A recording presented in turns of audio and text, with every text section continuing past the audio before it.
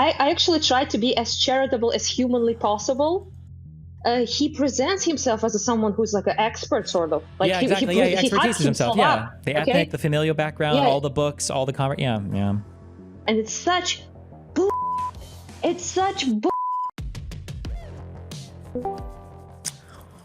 Hi, what's up? Oh, hello? Hey, what's up? How's it going? I have to contain myself. I have so much to say, and I don't want to be for 3 hours. But just I didn't listen to his explanation about the language thing. So I just watched Zelensky's bit with him, like in original, without the dub, with the AI dub, for my week panel, because Week invited me to talk about this. So just for clarity, do you speak fluent Russian and Ukrainian? Yes. Okay, gotcha. All right. And sort of English, as you noticed. So it's one thing though. I watched it with you just now, together, and it's such bullshit. It's such bullshit. Let me start. I'm a translator, like as a profession right now. So I work. What I do is exactly what he says is barely possible to do. Apparently, I juggle usually Ukrainian, Russian, and English. So those are the three most common languages that Ukrainian will know, especially a translator. And right now, there is zero shortage of professional translators and interpretation people in Ukraine. As you can probably know why, because there's a bunch of journalists that are doing interviews with people who are foreigners. I did them with like smaller streamers, like, Dylan, Devin. I did them for The Economist, for example, people like of the big legacy journals, all sorts of people, right? Yeah. And usually what I do is I'm there, right? And I am interpreting live, back and forth. So the questions to the person, and then what they say in the short form. And then afterwards, I do the full transcript, subtitles, right? Of the Russian or Ukrainian bits. And then when I finish it, and then I present it to the person who, asked for it as a job, right? And then they make either just subtitles or they make dub over those human-made subtitles, right? By me or someone else, right? Yeah. And he is talking with the president. Yeah, it's not like this is like it's not like this is a live conversation that's like, on the front lines where like time is of the essence. Like this is a prepared interview where you've got all the time in the world, and you've got like it's a little silly, yeah. And we can do it on the literal front line.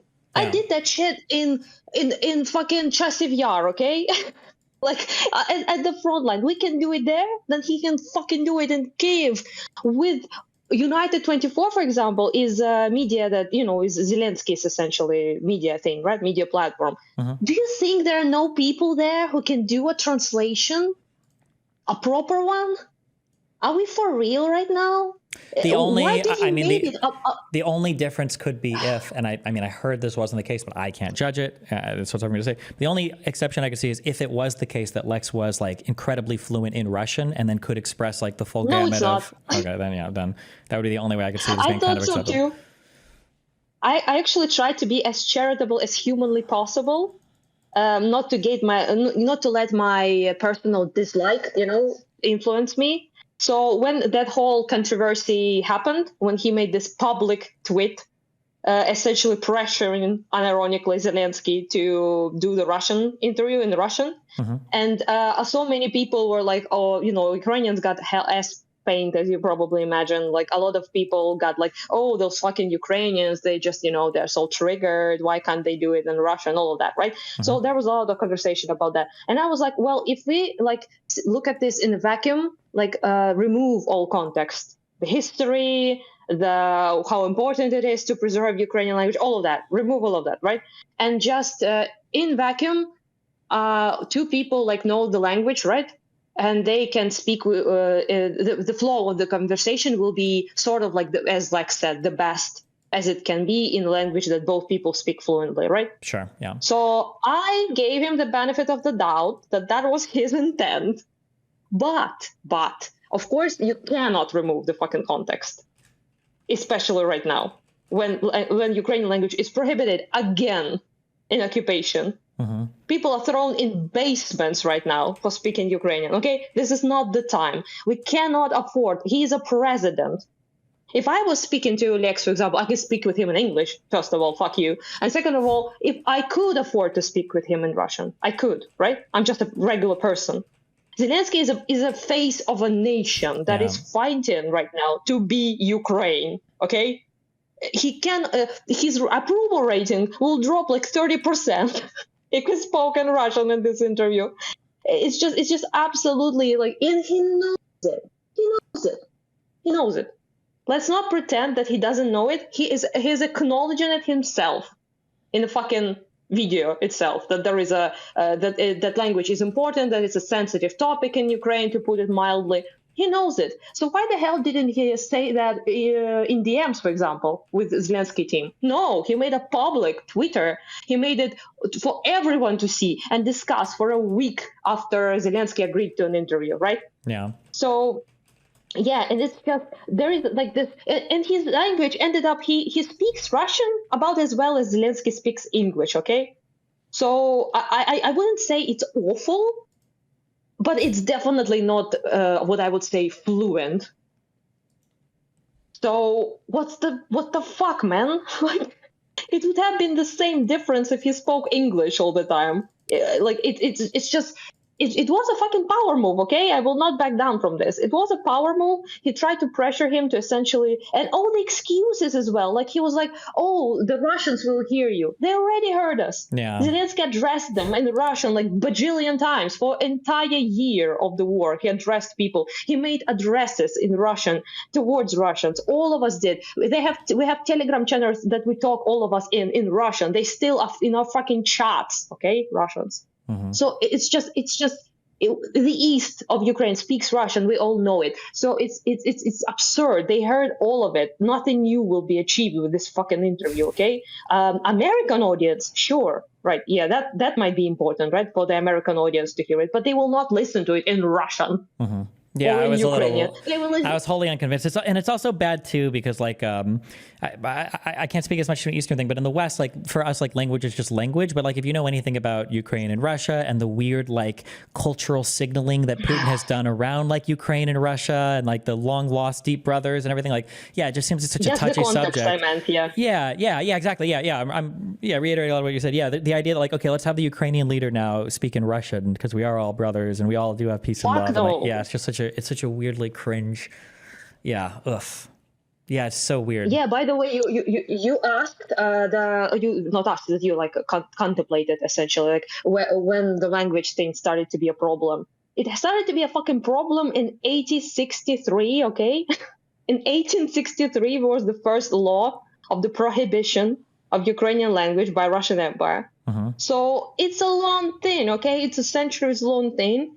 And the preservation of Ukrainian language and Ukrainian identity has been basically the crux, the whole point, the essence, okay, of this entire struggle, of them executing our writers, of our poets, of them prosecuting the language, of them prohibiting language or to be books to be published, schools to be teaching it, of them trying to basically every trick in the book to try to eliminate the language, okay? And they succeeded in some parts of the, of the country, and there has been a revival of the Ukrainian language, which is great, obviously, right? Because in Belarus, for example, they killed it, the language, Belarusian, I mean. Yeah, so it's just it's so fucking, it's not even tone deaf, because it would be tone deaf if he wasn't a fucking Russian himself. That's true. That's true. Yeah. And if he hadn't read 10 books on it and skimmed numerous others and listened to hundreds of hours of, Oh, fuck me, dude. It's just so, I will not, if that was like some sort of like a Joe Rogan person, I don't know, like that for some reason I don't know, doesn't make sense. That I talked with actually like one British dude who is a journalist, and he knows Russian relatively well, but he's not Russian. He just learned it for the work he was doing. So I could that would be one thing, but this person is also Russian. like he presents himself as Ukrainian, and I suppose his like grandparents were in Kiev, but he was born in Tajikistan, and then he spent all of his time in Moscow.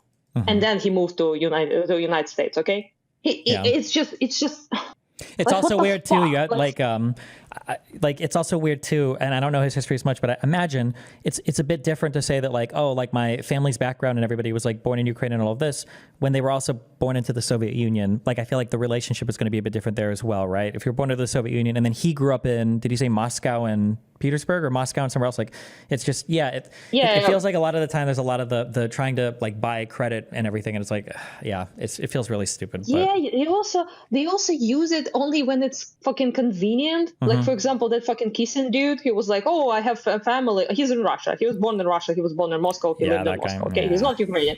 Yeah, but he then was like, "Oh, I have family like that is in Ukraine. Fucking settlers in Crimea." Okay, so it's just it's just extremely, and I'm so over people thinking that's like naivety or it's like some sort of like silliness, weak, with all my love to weak. Okay, but I didn't even know it when I went to the panel, but he was like, what, it's stupid, he should do an interview with Russian. He said it weak, like apparently I didn't even know it, like because Lex is such a great guy apparently, and he couldn't have a bad intent. Yeah, but then also there has to be like some level of responsibility. There can't be naivety as well, right? One thing that I don't like, I've had this conversation in real life a couple times recently, at least in the West, there's this huge divorce between politics and the real world. And it's like politics is kind of just like a game and a joke, and it's just like content, and it's just like fun stuff to talk about. But it's like you're having like a conversation with the actual real life president of a country that is actually in a real life war right now, where people are actually real life dying, like in war. Like this, it's not just like a YouTube video where you're going for maximum engagement on. So it can't just be like, oh, I'm naive and I didn't know anything. Like that's the fact that you even have this level of access is like insane. And to take it for granted to do content is just very weird. And I don't know. True that, but also like he presents himself as someone who's like an expert sort of. Like yeah, exactly. He expertises himself. Yeah, the ethnic, the familial background, all the books, all the yeah.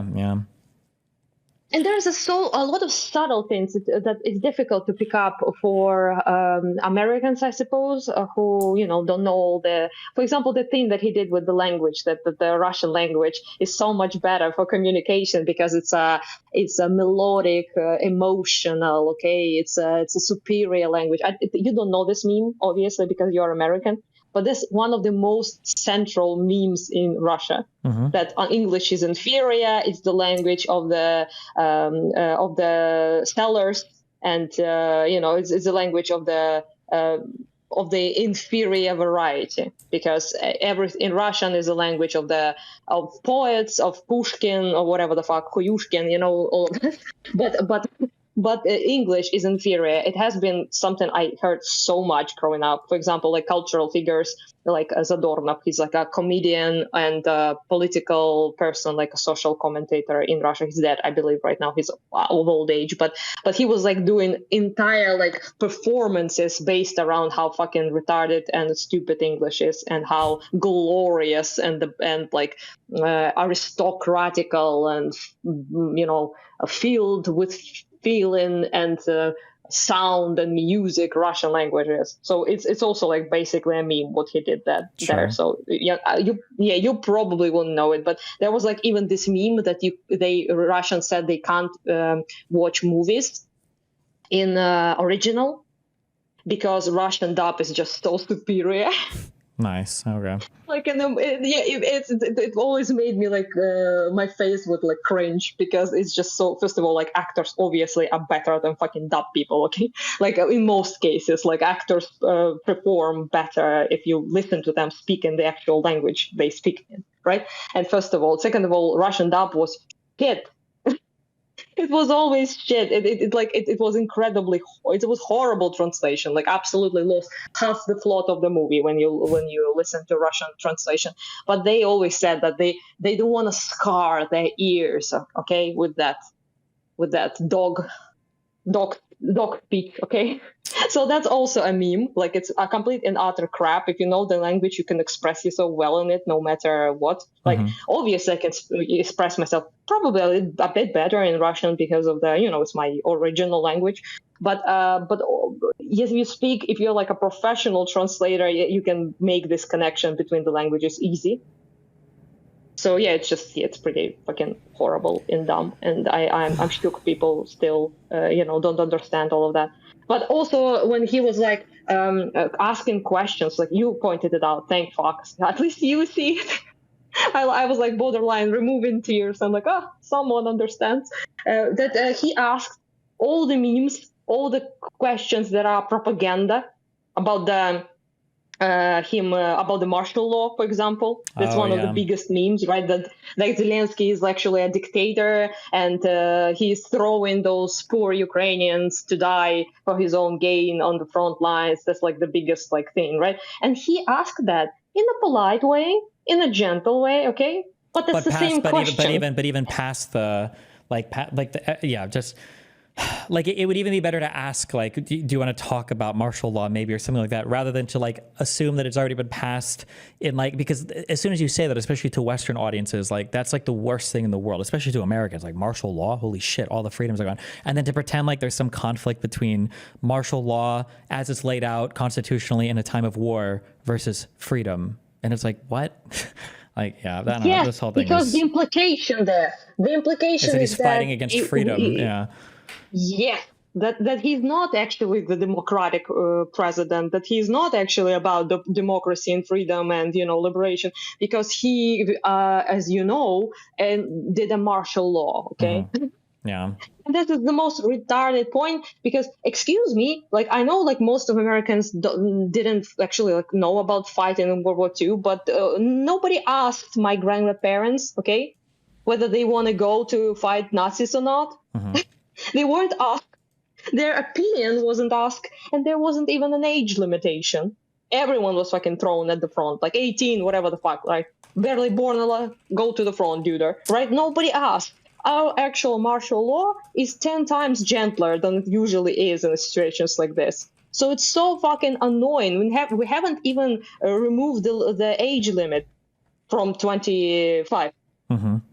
And the way that framing goes too is it's always presented as though like basically like, why do you guys keep like doing this? Is so retarded. Like, why don't you just like stop fighting like this war?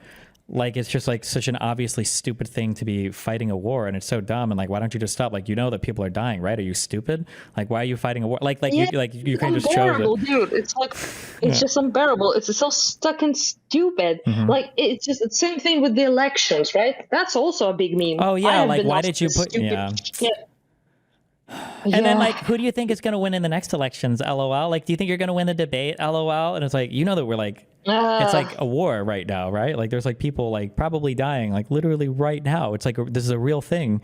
Are you going to come to the inauguration? LOL. Like, I don't know. It just feels like it felt like a fucking meme. It felt like a meme interview to me. Yeah. Holy fucking shit.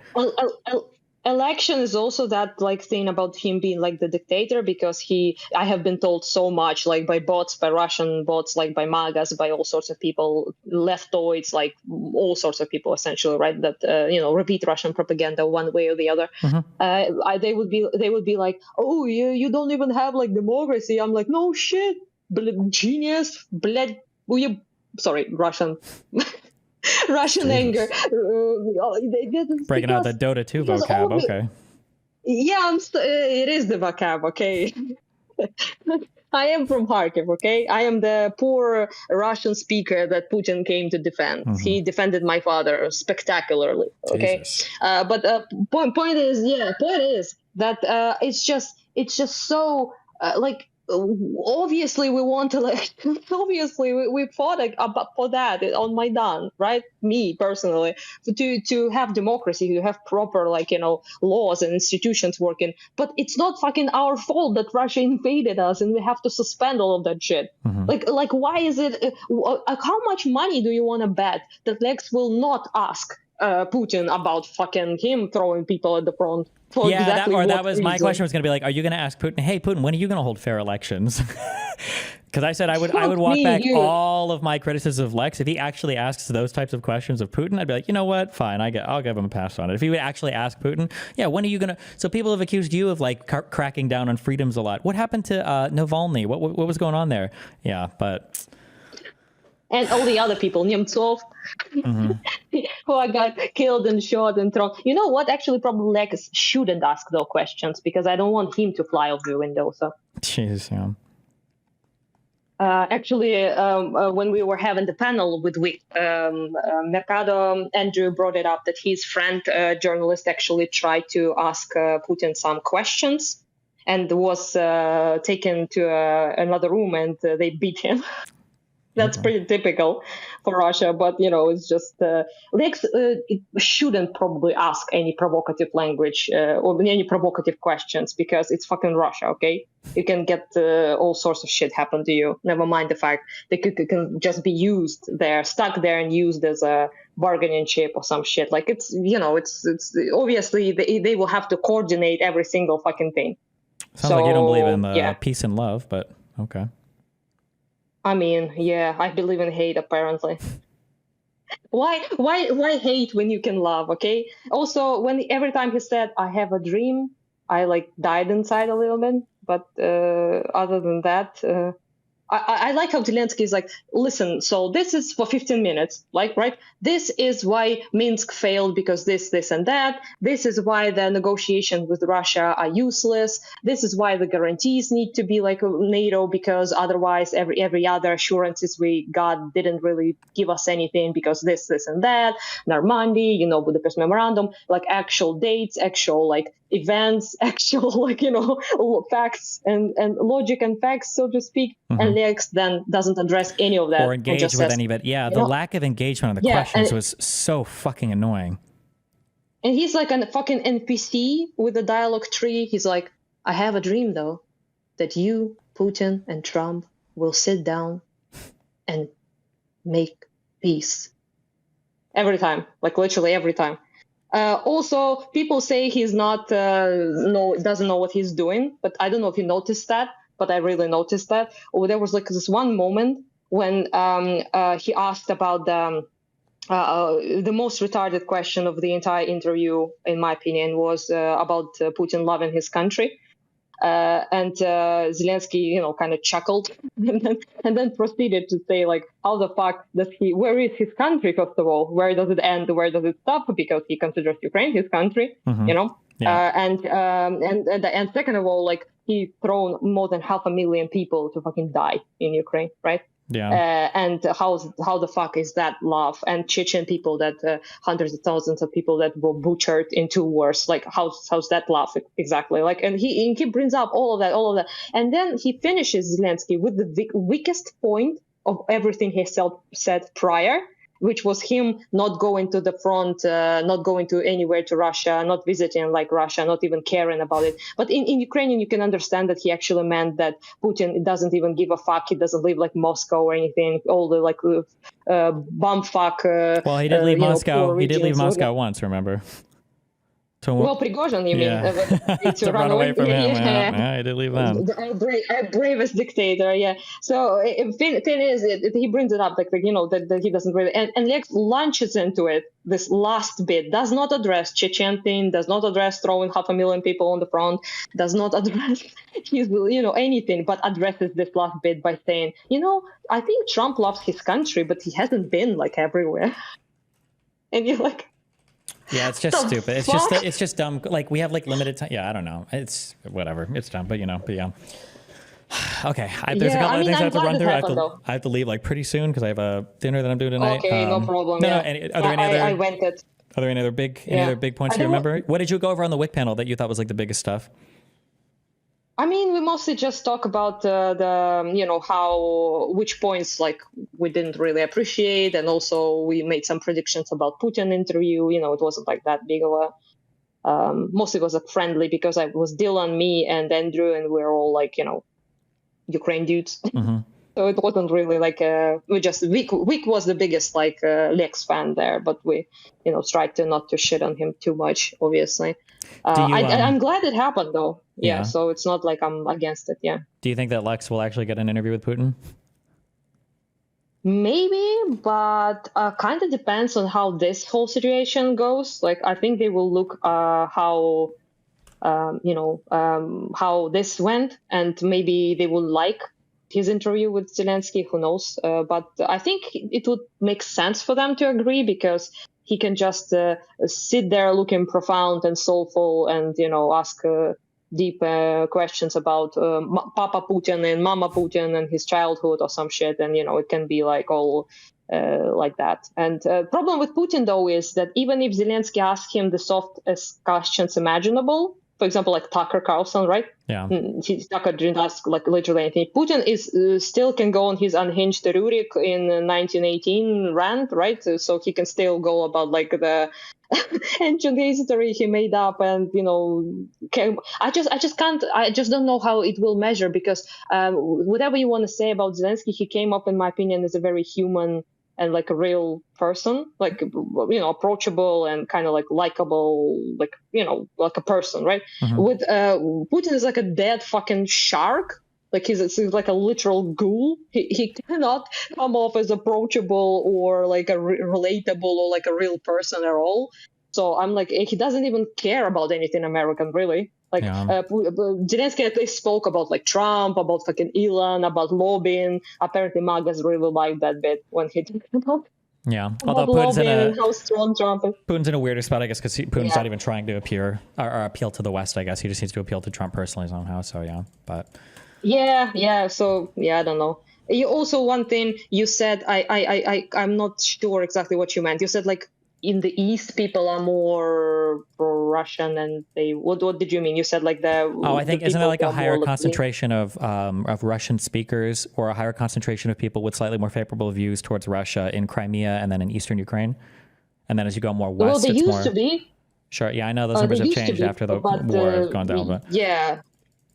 But there's like also another issue, like for example, before 22, I would say like with full chest, yes, even despite 2014.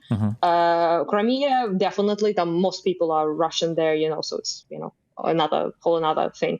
But in Donbass, still the majority of people didn't want to, go to Russia. There's no proof of that anywhere. And also of course, their opinion significantly fucking changed. In Kharkiv, for example, like people were more sympathetic to Russia. I wouldn't say they were like, pro-Russian exactly, but a lot of people were like, Russia, Russia, positive relations, right? And now it's like drastically fucking negative, because we haven't slept for 3 years and we are bombed every day. So, it's just kind of difficult to like them at this point, never mind the mass graves and all of that shit, which, by the way, Lex didn't ask about and, of course, didn't visit. Yeah. In his video, he visited Babin Yar, which is all right. He's a Jewish person, so that, makes sense to visit. By the way, Russians fucking bombed Babin Yar, but he didn't say anything about it. The memorial to Jewish people who were killed by Nazis. He didn't say that Russians bombed it, but whatever, doesn't matter. He visited that, but he, of course, didn't visit mass graves in Izium or like in Bucha or some shit. He didn't visit places where Russians committed crimes. He just went specifically to talk about the history of World War II, which the is least controversial. Quite interesting. But anyway, you're right though, but because there is a problem, of course, because most people who escaped now, like of the 10 million people, right, that are now not living where they used to, most of them left either to Ukraine, other parts of Ukraine, or they left to like abroad somewhere, right?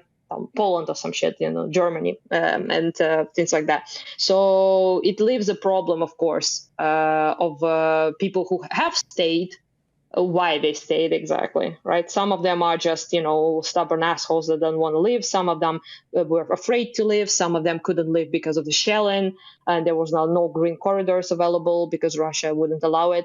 Or they're waiters, as we call them, right? So people who are waiting for Russia to win as well. So there's that. Also, Russians like brought up thousands upon thousands of people of theirs already. They deported like 100,000 people from Melitopol and brought just about the same number of Russians there right now. We know that for sure. So that's the question as well. Like, what the fuck do you do with these motherfuckers? Like, they're there already, like deport them or some shit. Like, it's quite difficult to think about it, but it's also stupid because we have to take that back first. Yeah. And then think about all of that, I suppose. But it's, it's a situation, let's say. Also, he didn't say a word about the fact that Zelensky brought up. How the fuck are we arranging elections without 10 million people being able to vote? Nothing. Because of the people who are out of the country or whatever? Yes, because 8 million are migrated, right? You have another a couple millions in occupation. You have also 1 million in the army right now serving. So how the fuck those people are going to vote exactly? Like it's we don't have like internet voting or anything. So you have to do this new whole thing, like new administrative thing, right, to make it work. And do I even want to? Like on one hand, sure, but on the other hand, maybe the new elected people will be shit, at conducting war and diplomacy and things like that. And in times like this, I'm not like the biggest Zelensky simp on earth, to be honest, but I'm not sure I want someone else, because I know he's at least doing a pretty solid job of it, whatever you think of him, right? So that's a big risk that is probably not the best time to take such risks. And how do you even do it? Like, do you vote underground so they don't bomb people while they're voting? Yeah, like, there's probably a reason why elections can be postponed during wartime, right? Yeah. Yeah. Well, I don't know, like, man, seriously, it was annoying as shit, but I'm glad it happened. Because I think Zelensky did quite good, and I think it was a good showing. And apparently some MAGAs were very happy that he said Trump is strong and Kamala is weak, and they really loved that part. So maybe that helped us. I don't know. All right. Well, I will talk to you another day. Be careful. Stay safe. Okay. Yeah. Bye.